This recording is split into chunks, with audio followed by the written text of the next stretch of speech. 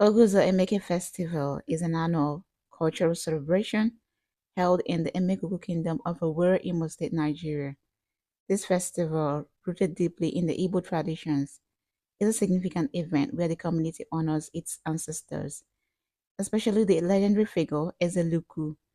The festivities include vibrant displays of traditional music, dances, and rituals, each aimed at reinforcing community bonds and paying homage to Emegugu's rich heritage. The festival also serves as a time for intergenerational learning, with elders sharing the kingdom's history and values with younger generations. Through parades and gatherings, people showcase traditional attire, perform ancestral songs, and engage in storytelling to preserve Emeko's cultural legacy.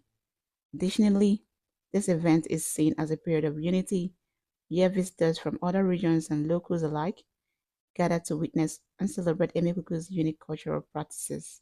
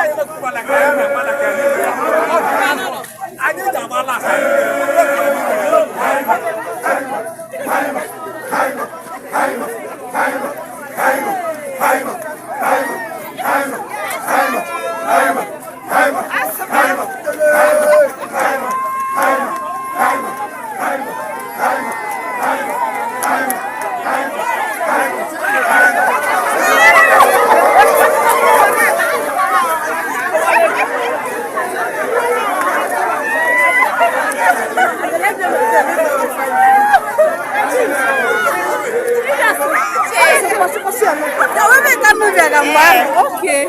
I'll keep it. I'm a vendor city. I don't want to be one. Man, on your land, there's a one who came. We make a dibia, just like that. Up and washing up, and when they go to say. I think was like it.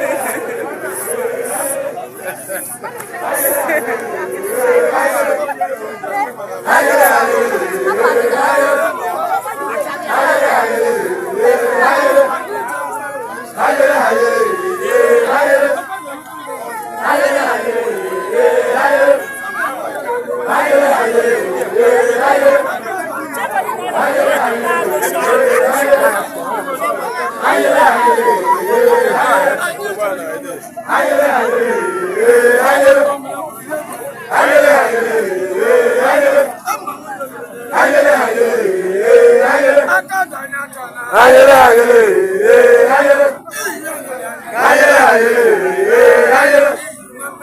ayele ayele ayele ayele ayele